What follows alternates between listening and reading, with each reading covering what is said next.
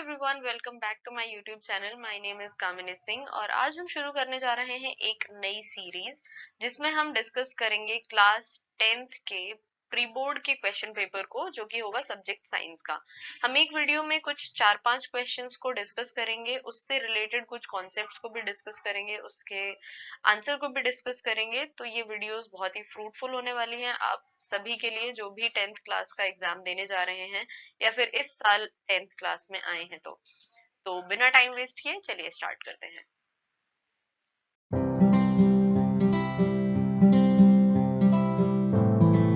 पहला क्वेश्चन जो है प्री बोर्ड एग्जाम का, that is name a non metal which is lustrous, यानी कि एक ऐसी अधातु का नाम बताना है जो कि चमकीली हो, and a metal which is non lustrous, यानी कि एक ऐसे धातु का नाम बताना है जो कि ना चमकती हो।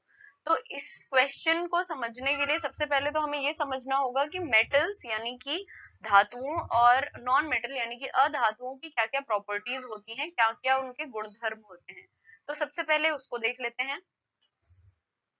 तो मेटल के और नॉन मेटल के यहाँ पर गुणधर्म दिए हुए हैं। अब सबसे पहले मेटल्स के गुणधर्मों की अगर हम बात करें तो ये चमकीले होते हैं, मैलिएबल होते हैं, यानी कि इनको हम पतली पतली शीट्स में कन्वर्ट कर सकते हैं। They can be converted into beaten into thin sheets. Then ductile, यानी कि इनको हम पतले तारों में परिवर्तित कर सकते हैं, इनके पतले तार बनाए जा सकते हैं। That can be converted into thin wires. Sonorous, यानी कि जब ये किसी चीज से यानी कि मेटल एक दूसरे से टकराते हैं तो ये आवाज आती है, कुछ है ना, बजने की आवाज आती है। जैसे कि मेटल्स का यूज किया जाता है घंटियों में। ये क्वेश्चन भी पूछा जाता है कि why are metals used in bells, because घंटी मेटल से इसलिए बनाई जाती है क्योंकि उसमें सोनोरस की प्रॉपर्टी है, वो बजता है, और इसीलिए मेटल्स से घंटियां बनाई जाती हैं। देन हार्ड, यानी कि ये कठोर होते हैं, and they are good conductor of heat and electricity, यानी कि ये विद्युत और हीट यानी कि गर्मी के सुचालक हैं, राइट। अब बढ़ते हैं नॉन मेटल्स की तरफ। दे आर नॉन लस्टरस, यानी कि ये चमकीले नहीं होते हैं। नॉन मैलिएबल, यानी कि इनको हम पतली पतली शीट्स में नहीं परिवर्तित कर सकते। नॉन डक्टाइल, इनको हम पतले तारों में परिवर्तित नहीं कर सकते। नॉन सोनरस, यानी कि ये नहीं बजते हैं जब ये टकराते हैं एक दूसरे से। सॉफ्ट, यानी कि ये सॉफ्ट होते हैं, कोमल होते हैं, और मेटल्स जो हैं वो हार्ड होते हैं। Bad conductor of heat and electricity, यानी कि ये विद्युत के कुचालक हैं, हीट के भी ये कुचालक हैं। अब आपको प्रॉपर्टीज देख के ये तो समझ में आ गया होगा कि एकदम ऑपोजिट प्रॉपर्टीज हैं। तो पहला तो हमें ये याद रखना पड़ेगा कि मेटल्स और नॉन मेटल्स यानी कि धातुओं और अधातुओं की प्रॉपर्टीज क्या क्या हैं। अब ये इंपॉर्टेंट इसलिए है बिकॉज इससे रिलेटेड एक क्वेश्चन पूछा गया है प्रॉपर्टी से रिलेटेड, तो हमें ये याद होना जरूरी है। अब दूसरी चीज देखते हैं कि क्वेश्चन है नॉन मेटल जो कि लस्टरस है। अब हम यहाँ देख रहे हैं कि नॉन मेटल तो नॉन नॉन लस्टरस है, राइट। ये फर्स्ट वाली जो प्रॉपर्टी हो गई। और मेटल्स जो है वो नॉन लस्टरस कौन सा है, इसमें हमने देखा कि प्रॉपर्टी में तो मेटल लस्टरस है। इसका मतलब ये हमसे एक्सेप्शंस की बात कर रहे हैं, अपवाद की बात कर रहे हैं। तो जितने भी एक्सेप्शंस हैं वो सब के सब इंपॉर्टेंट हो जाते हैं। इसमें ये नहीं है कि सिर्फ एक एक्सेप्शन इंपॉर्टेंट हुआ, इसमें कोई भी एक्सेप्शन पूछा जा सकता है इसी तरीके से। तो चलिए नेक्स्ट हम बात कर लेते हैं कि एक्सेप्शंस यानी कि अपवाद कौन कौन से हैं। तो मेटल्स के एक्सेप्शन यानी कि धातुओं के अपवाद, सबसे पहले प्रॉपर्टी है सॉलिड, और इसका अपवाद क्या है, लिक्विड मिलता है हमें। कौन सा एक धातु, मरकरी, ठीक है। मरकरी हमें लिक्विड मिलता है, ये नॉर्मल रूम टेम्परेचर पर भी लिक्विड है, द्रव है। अगला है लस्टरस, यानी कि मेटल्स जो होते हैं वो चमकीले होते हैं, उनका जो सरफेस है वो चमकता है, लेकिन इसका एक्सेप्शन है लेड, यानी कि शीशा, सीसा बोलते हैं हिंदी में, राइट। और हार्डनेस, यानी कि ये कठोर होते हैं, लेकिन तीन मेटल्स देख सकते हैं हम। इन पर भी बहुत बार सवाल पूछा जाता है कि ऐसे कौन से मेटल्स हैं जिसको हम आसानी से चाकू से की मदद से काट सकते हैं। They can B cut with the help of a knife. तो ये मेटल्स हो गए लिथियम, पोटेशियम और सोडियम। नेक्स्ट बात कर लेते हैं नॉन मेटल्स के अपवाद की। तो प्रॉपर्टी क्या है कि नॉन मेटल जो है वो सॉफ्ट होता है जनरली, लेकिन एक ऐसा नॉन मेटल है जो कि डायमंड है, ये है कार्बन का एलोट्रोप, यानी कि कार्बन का अपरूप। कार्बन ही है इसमें, लेकिन इसका जो स्ट्रक्चर है वो डिफरेंट है, और डायमंड हार्ड होता है। तो ये एक एक्सेप्शन हो गया किसके केस में, नॉन मेटल्स के केस में।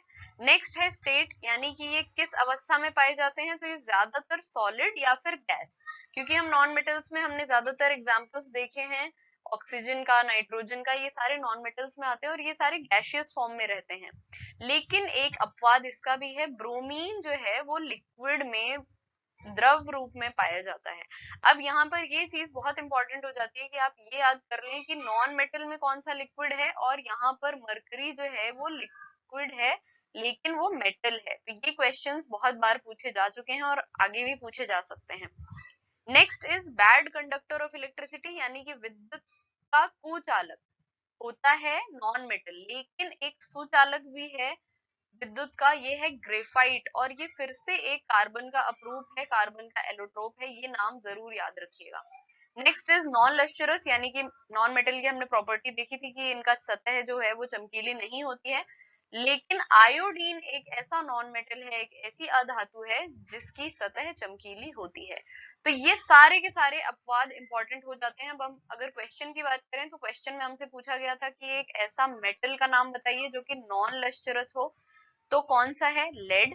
और एक ऐसा नॉन मेटल बताइए जो कि लस्टरस हो, तो कौन सा है, आयोडीन। यहाँ पर हमारे दोनों क्वेश्चंस सॉल्व हो जाते हैं और हाफ हाफ मार्क्स में डिवाइडेड है ये, यानी कि अगर आपने मेटल का नाम लिखा तो हाफ मार्क मिल जाएगा और नॉन मेटल का नाम लिखा तो हाफ मार्क मिल जाएगा, यानी कि ये 1 नंबर का सवाल है। आई होप आपको पूरा क्वेश्चन अच्छे से समझ में आ गया हो और उससे रिलेटेड चीजें, यानी कि और इसी तरीके के कौन से सवाल पूछे जा सकते हैं, ये भी आपको अच्छे से समझ में आ गया हो।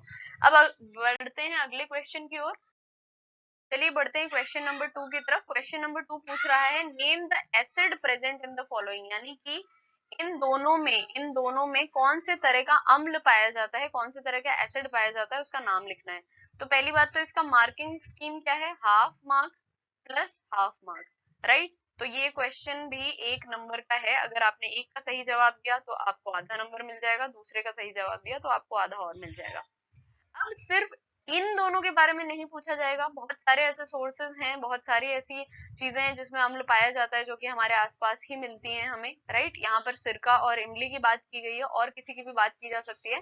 तो पूरा टेबल देख लेते हैं कि कौन कौन से चीजें मेंशन्ड है आपकी बुक में और कौन कौन सी आपको याद करनी सबसे ज्यादा जरूरी है। तो सोर्स क्या है, विनेगर, यानी कि विनेगर में कौन सा एसिड पाया जाता है, सिरके में एसिटिक एसिड। दूसरा है ऑरेंज और लेमन, यानी कि इन दोनों में सेम तरह का अम्ल पाया जाता है जो है सिट्रिक एसिड या फिर सिट्रिक अम्ल। अगला है टैमरिंड, जिसमें टार्टरिक एसिड पाया जाता है। टोमेटो, यानी कि टमाटर में पाया जाता है ऑक्सैलिक एसिड। और कर्ड, यानी कि दही में पाया जाता है लैक्टिक एसिड। और एंड स्ट्रिंग, अब एंड यानी कि चींटी के डंक में पाया जाता है मिथेनोइक एसिड। यहाँ पर बहुत बार ये सवाल भी पूछा गया है कि हम बेस का इस्तेमाल क्यों करते हैं, यानी कि क्षारीय चीजों का इस्तेमाल क्यों करते हैं जब भी हमें चींटी या फिर कोई भी मधुमक्खी वगैरह काट लेती है, तो इसलिए इस्तेमाल करते हैं क्योंकि उनके डंक में एक तरह का एसिड पाया जाता है और उस एसिड को न्यूट्रलाइज करने के लिए हम बेस का इस्तेमाल करते हैं ताकि हमें जलन कम हो। तो उन तरह के क्वेश्चंस में आपको एसिड मेंशन करना जरूरी है, बिकॉज मार्क्स एसिड मेंशन करने के अलग से आधे नंबर होते हैं। अगर आपने एसिड मेंशन नहीं किया तो आपके आधे नंबर कट जाएंगे, राइट। तो एंड स्टिंग में मिथेनोइक एसिड पाया जाता है। आई होप आप ये सारे याद कर लेंगे। सिर्फ 6 हैं जिनको आपको याद करना है जो कि आपकी बुक में मेंशन्ड है, और इन 6 को याद कर लीजिए अच्छे से ताकि आपका 1 नंबर और सिक्योर हो जाए।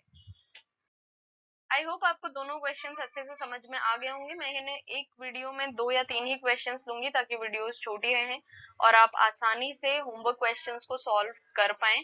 तो सबसे पहला होमवर्क का क्वेश्चन है name the non metal which is liquid at room temperature, यानी कि ऐसी अधातु का नाम बताना है जो कि कमरे के तापमान पर द्रव्य रहती है।